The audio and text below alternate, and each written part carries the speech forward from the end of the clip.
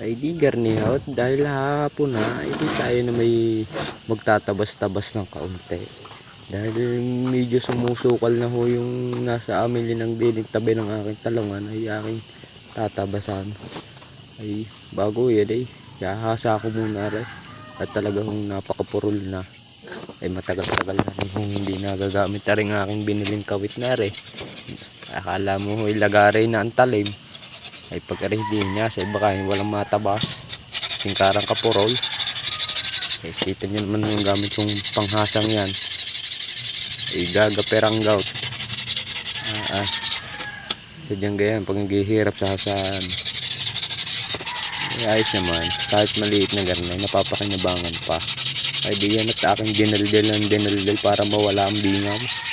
Ay kadami kong bingaw kasi nga rin na palaban sa bakal o kaya sa bato, bitigan to taling nagbingaw na.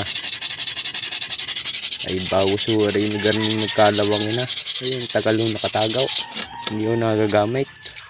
Pag naman ako nagdidinis ng talungan, ang gamit ko lang naman ay asarol. Hindi ari nga ho ang aking tatabsan ay talagang napakasukal na. Ari hong malalagong damong aring aking unang tinabas ay ari daw ho'y nagugulay. Pasaw kung tawagin ho dito sa amin. Ay masarap daw ang gulay niya lalo sa ginataan. Tagal ko na nabubuhay, hindi ka pa ako nakakapag-gulay noon. Ay sabi din lang may nakakain. Ay hindi naman ho nasusubukan kung masarap nga ho. Yan daw ang kalahok ng talbos ng balinghoy. Ay ayos daw yan sa ginataan eh. Sobrang sukal na ho talaga na rin aking tabihan ng talungang aray.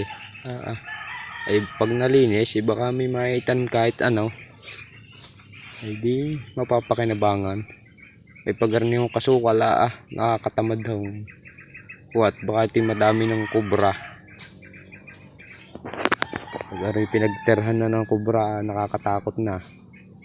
Lalo't ganing malapit sa talungan. Mamumuti ng talaw, hindi mo alam, nayapakan mo na pala yung kubra. Ay tapos ang mamay pag nakagat. Naman malwan din lang ang tabasin at matataas. Baka kay alam nyo ring damong aret kay nangangain. Ay di kay kumuha na lang din ay napakadami ho na rin pasaw na rin. Ay mananawa ho kayo maggulay na rin kung kayo nangangain na rin. Ito nyo naman ito sigarang kakapal. Pero rin dati yung nabibili sa din sa amin sa magluluwas. Di tinatalay-talay ho.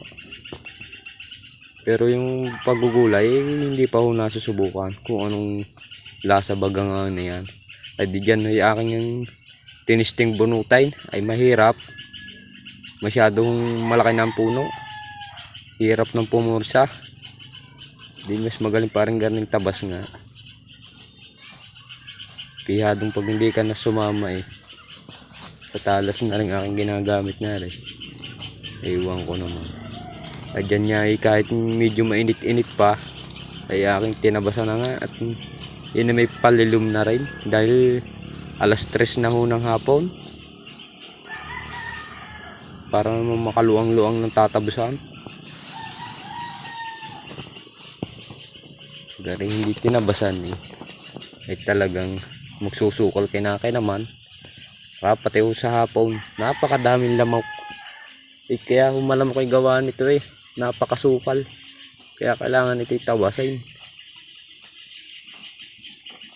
Ay dyan sa akin tinatabas na yan na hindi ko napansin mayroon din pala ho diyang itinanim ang kapatid kong sitaw. Yun ay dinatabas ko ikadami pa naman bunga. Ay kumabag ay hindi ko nakita.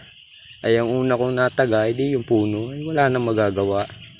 Hindi ang ginawa ko di kinuha ko na lang ang bunga at maisahog mamaya sa gugulayan. Kaya dinin na lang ha. Sa susunod na lang walay paalam.